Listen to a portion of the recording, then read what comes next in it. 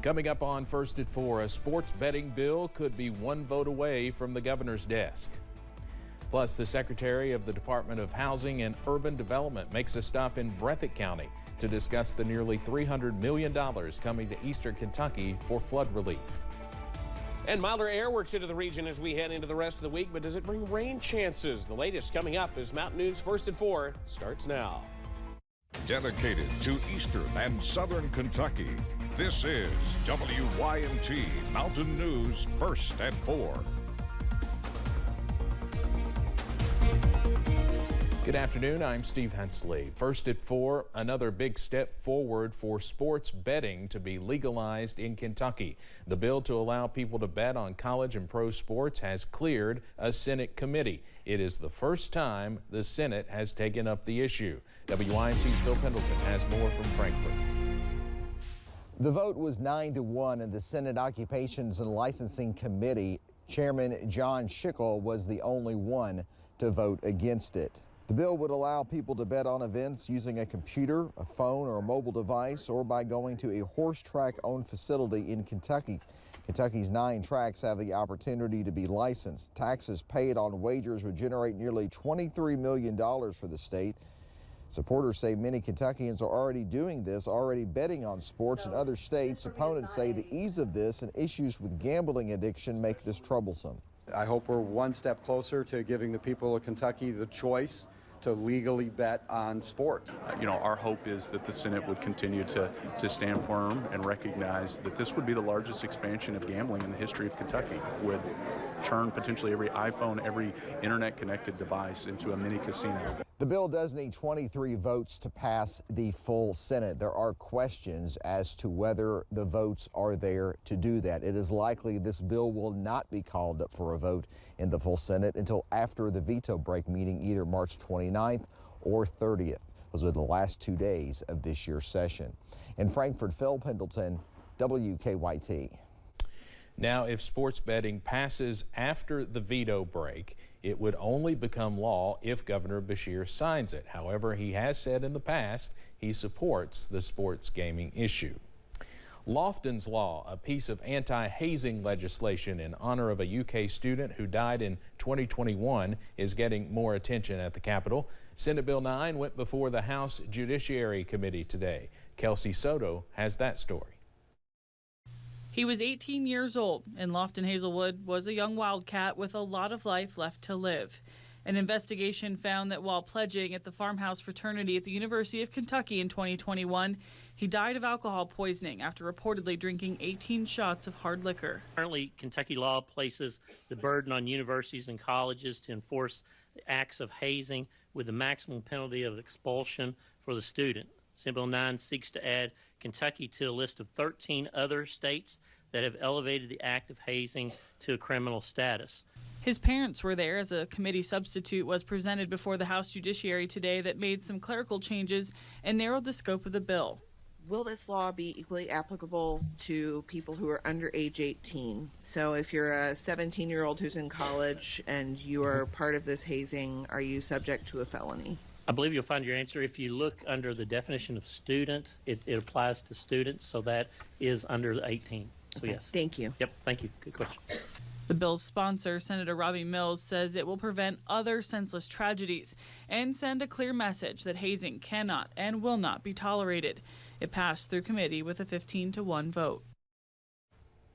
That was Kelsey Soto reporting. Meanwhile, the CDC recently released new statistics that says teen drinking is on the decline, but 27% of female teens currently drink alcohol compared to 19% of male teens.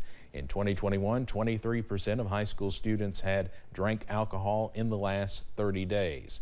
We'll have more from Frankfort coming up at 5:30 and 6. The Secretary of the U.S. Department of Housing and Urban Development, Marcia Fudge, made a visit to the Breathitt County Courthouse earlier today.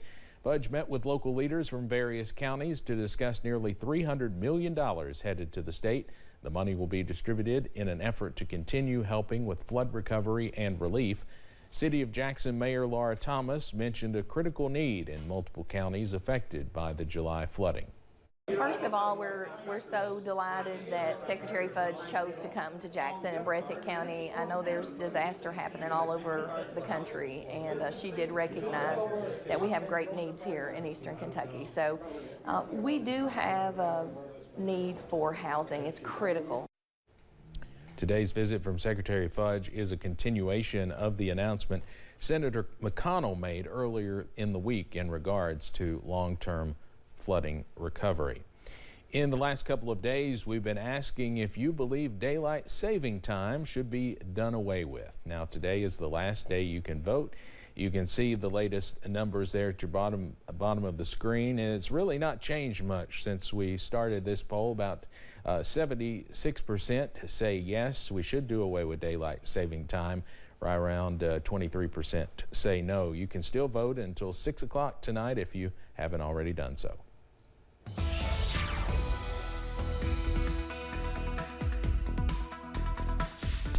Well, it has been a beautiful day region-wide today with plenty of sunshine, skies as blue as the eye can see out there, and that will continue at least for the rest of the day today. It is a little chilly, though, in times. There's the view from out front of our studios at WYMT here in Hazard. Blue sky everywhere. Same thing from UVA-wise, 41 there. A little chillier out in Southwest Virginia. They're usually a little cooler than everybody else. Middle 40s as we head into portions of the Big Sandy. Heading out west in the 50s in parts of the Cumberland Valley. So we will continue to see milder air work on in. We're dry on pinpoint Dopplers. Clean sweep. We got nothing to worry about. And yes, this is in motion. Just nothing going on throughout the entire Ohio Valley. Now, we do have some rain chances back in the forecast, and I'll have the details on those coming up in just a few minutes. Steve? Evan, thank you. You might be wondering about the school closing there at the bottom of your screen. Perry County closed tomorrow. They are actually going to be closed tomorrow and Friday. They posted on Facebook it's due to the number of illnesses and the drop in attendance. Those will be NTI days for Perry County tomorrow and Friday.